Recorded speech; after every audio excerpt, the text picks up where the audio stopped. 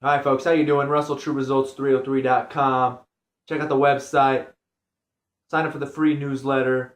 Link in the description box along with my social media. Coming at you today with Did you know that if you are fat, that's good? If you are fat, that's a good thing. That's a good thing. And I know you're probably thinking, what the heck? This is a fitness channel. Why is he telling me being fat is good? Well, to tell you the truth, being fat is not good, but you gaining weight is good. Now, why is this good? Why is you being able to become fat good? Right? I have a buddy who can almost eat. He thinks he eats the same as our skinny friend, but the truth is he snacks more. But the thing is they eat close to the same, but he puts on weight, the other one does not. And we had this conversation the other week, and I told him, well, you know what? It's actually good that you're putting on weight and you're getting fat. And he what? I don't understand. Well, we've got to realize, folks, if we're putting on fat, if you get fat, that's a warning. That's your body's way of telling you there's something wrong. You're doing something wrong. Let's adjust and fix it. That's what it is. It's a warning signal to the body. Same thing as if you're driving your car. Next thing you know, oil light comes on, maintenance, the check engine light comes on. What does that mean? You better do something, otherwise this car might blow up on you, or it's going to break down. Worst case, it's just going to break down. You're going to have to walk, right? So that's what putting fat on the body is. It's that check engine light. Hey, go to the doctor. Something's wrong. We're gaining weight. So it's a warning sign. Of course, not being fat is good, but it's a warning sign. So if you put on weight, that's good versus that skinny person.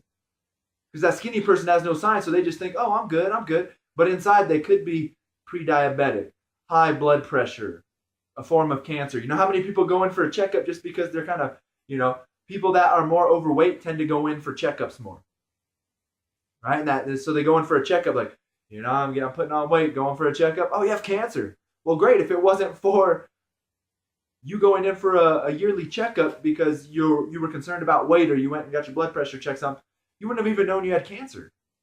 Right? So, and that was all because maybe you went because you knew you were putting on weight. Or your elbow hurt. That's another sign of inflammation in the body. So now the body, you got inflammation because of your diet. Next thing you know, it hurts, I'm going to go to the doctor. Great. All right? But fat itself on the body at all times is not great. But since I had this conversation, I started this conversation, I want to talk about the importance of fat on the body, men versus women, how much fat you should have on your body at all times. So this isn't the book I wanted, but you can see it's one of my courses I took. Sports nutrition and weight management. Here you go. I'll just put it up there real quick. I'm going to read it off. There's the chart. So you can see it. So I'll read it off. So we'll start with women in case there's any women watching. Ladies first. So at all times, women, you need 8 to 10% body fat at all times. And that's because you have the ability to give birth to a child. So at all times, you need 8 to 12% body fat. If you get lower than that, that's where bad things can start happening. So women, you always need to have 8 to 12%. That's essential. Essential for life. For your body to function properly, that's what you need at all times. Then it says minimal, 10 to 12. An athletic woman, 12 to 22. So now we're going to go for recommended for 34 years and younger, 20 to 35. Recommended for someone 35 to 55, 23 to 38. Recommended for a 56-year-old and older, 25 to 38. Like I said, I don't like how they classified that because in my opinion, I think, if athletic is 12 to 22%, I think no matter what, you should always be